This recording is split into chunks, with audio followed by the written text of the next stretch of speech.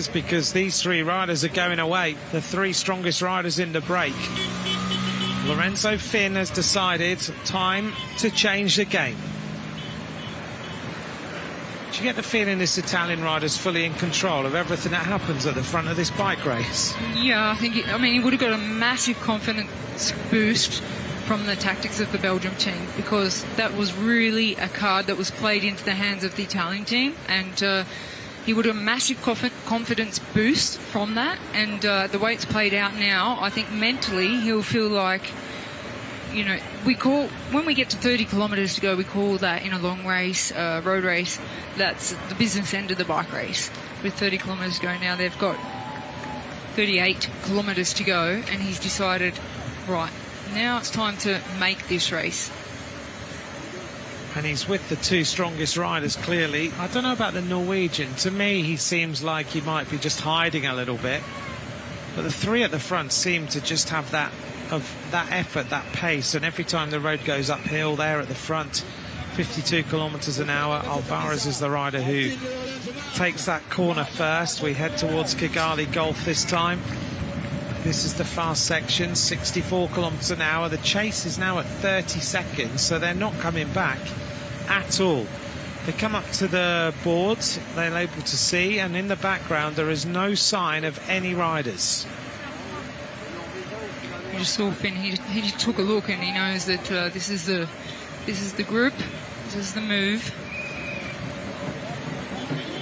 One interesting about the World Championships here, when we talk about the race tactics of this team and the race tactics of Belgium, is that at the World Championships they don't have race radio communication. So if the team director had identified that they were making a mistake and wanted them to change tactics earlier, it wouldn't be possible to get that information to the riders, and they're used to racing with race radios. But being at the World Championships, they eliminate that to make it a more fair race, a more exciting race. They eliminate the race radio, so it's not so scientifically guided by a race team director back in the race car, and riders have to make decisions for themselves.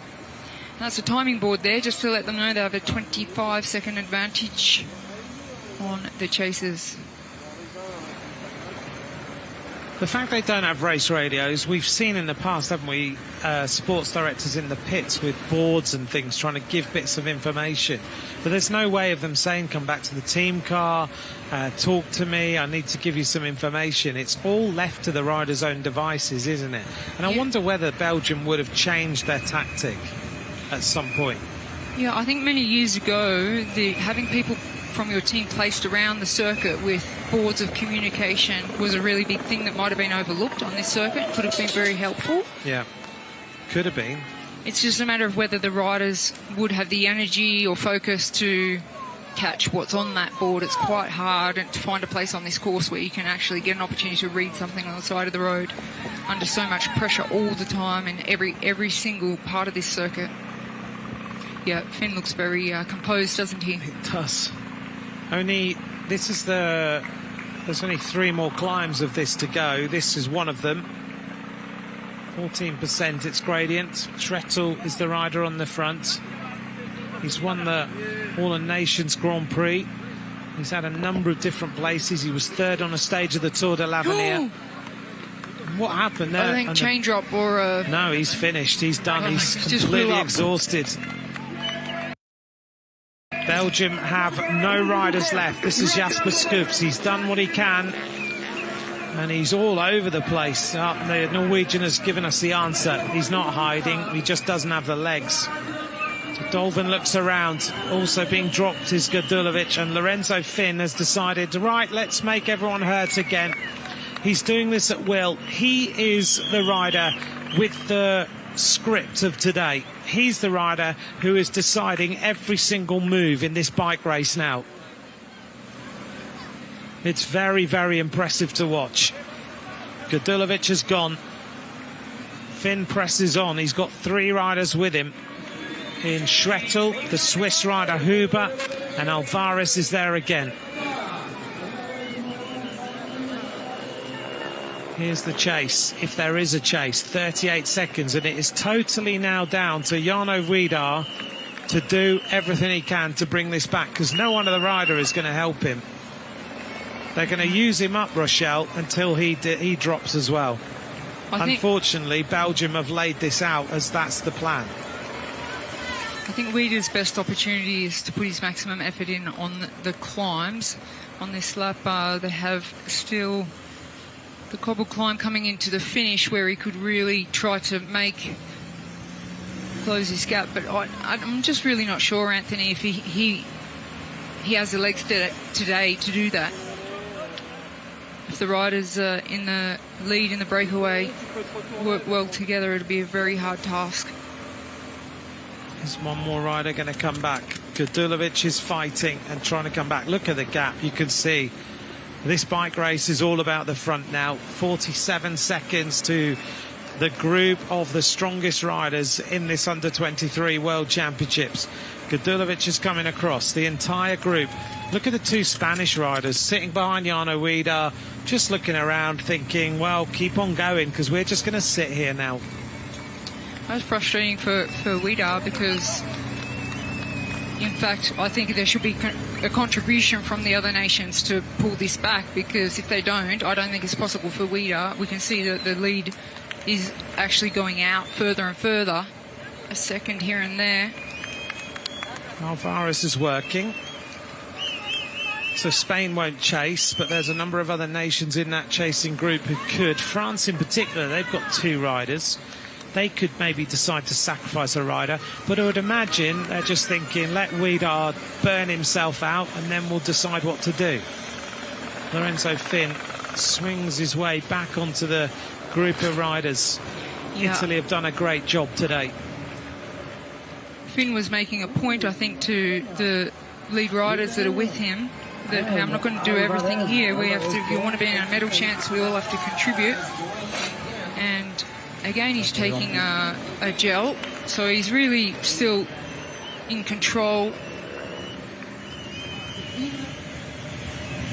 Just taking his time, deciding what happens next. Kudulovic is at the back. He's not able to work. Lorenzo Finn in that aero tuck. Kudulovic pours water over his back to try and cool himself down a little bit. Finn is just having to close the gap on the three riders in front who are riding pretty hard. Well, he let that gap go because he wanted to say to every single rider, everyone has to contribute here, you're not going to sit on. But then he realised there was one rider that's not going to contribute, and that gap happened. And unfortunately, he has to do the work now just to close that gap. In the chasing group, Max Bock of Germany, De Comble of France, Leroux of France, Weider of Belgium, Marti and Parikas of Spain, Omzel of Slovenia, Donza of Switzerland, Lopez is in there for Portugal, Ramirez is in there as well, Schwarzbacher and Bravo of Brazil. That's the chasing group of riders. Coming round then to complete another lap. We're almost at the end of this lap and we'll have 2 laps to go. We're at 74 kilometres an hour as we make our way down this descent to complete this lap, and then we rise uphill, of course, on the cobbled section. We're nearly there now. We're about 400 metres from the cobbles. Finn is back at the front, and as we expected, France have decided that maybe they should put one rider on the front and ride for the other. De Comble is the rider they look like they're going to bank everything on. So what I really love about this World Championships is the no race radios, where the riders do have to communicate directly to each other about how they're feeling and anticipate the race themselves, rather than getting feedback and instructions from the team car. However, if new viewers are wondering what is under the saddle of every single rider, they have a communication device which is for safety reasons. The UCI have a control centre where they get every single piece of information of every rider, and if there is a safety issue, they can relay that to the team director, and then it's a matter of getting that information to the rider. But it's a purely safety device, but it gives a lot of information to the UCI's control centre, which can be conveyed to the team director. And that control centre is situated to our left-hand side, a load of people in there. 47 seconds as Lorenzo Finn stamps his way up the cobbles now. France come on to the next cobbled section, and as you said, Rochelle, the only way that Weidar is going to come into the race is to go on the move on the cobbles, and that's what Weidar has decided to do. So he's tried to save a little bit of energy. 44 seconds is the gap, and suddenly Weidar is the rider who is trying to close this quickly. Since Weidar hit the cobbles, he's taken 2 seconds out of that lead group. So let's see at the top of this cobbled section how many seconds he's been able to gain on the leaders. Well, look at this. Lorenzo Finn has decided he's going clear. Finn has attacked on the cobbles. 32 kilometres to go. Well, he goes clear. What a ride this is. He goes clear, but he's only made an advantage of 3 seconds on the lead group. So he pedals his way up towards the top of this section now. Counter-attack from Switzerland, number 36. This is Huber. Trying to go. This is this little flat section, isn't it? And then it kicks up again. Yeah, I wouldn't call it flat. It doesn't feel on the cobbles being so bumpy, and you know your legs are full of lactic acid. Well, this might be the winning move of the World Championships for the under-23 men. He's just riding away, Lorenzo Finn. He's getting chased a little bit by Huber of Switzerland. Suddenly Alvarez isn't able to go with the moves. Gudulovic can't either. They're all sitting on. Jarno Weidar with a Spanish team sitting behind. Do they now contribute? Because they don't know whether Alvarez is there or not. So it's Lorenzo Finn, the solo leader of this World Championship for Italy. Behind him, Huber is fighting his way onto the wheel of the fast-moving Italian, which could be good news for the Italian, because he would be able to use him and help and work with him on the next lap of racing. It's a long, long way out. Such a tough circuit, such a long race that we're now seeing Finn clearly the strongest in the bike race. One rider from Switzerland able to match him on the cobble climbs. 33 kilometres to go in this bike race. When they get to the top of this cobble climb, that means 4 more climbs. We know Finn's he looks like he's the strongest on the climbs. He's just going to have to ride now as hard as he can right to the finish and hope that he gets there alone. Alvarez over the top with Gudulovic and Schrettel. Now they need to chase. 1 kilometre to go to the end of this lap. The gap is 13 seconds that Finn and Huber have made.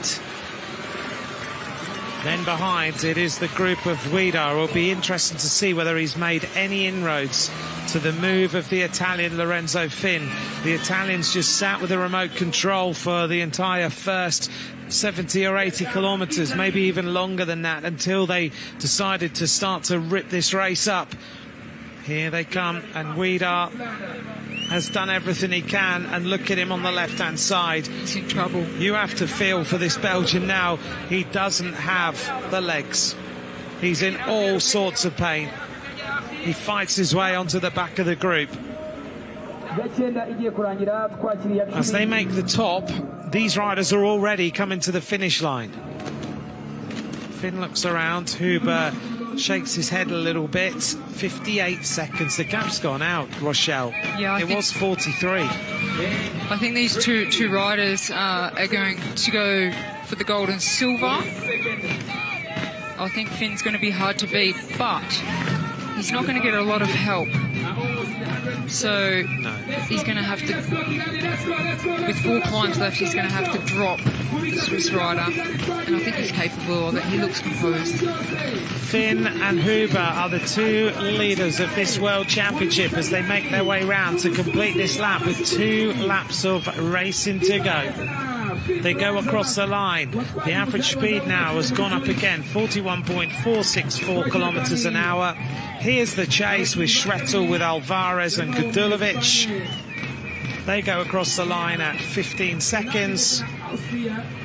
And then Jarno Weidar and the rest of the group, led by France and Ecuador, are making their way up here now, and the gap is going to be about a minute with 2 laps of racing remaining. Here they come. The boards are being banged. The crowd are expectant. 2 laps to go after 3 hours and 14 minutes of racing. And everything that's been done by Belgium today, unfortunately, has crumbled away. France now are trying to rescue the medals. 53 seconds is the advantage with 2 laps to go.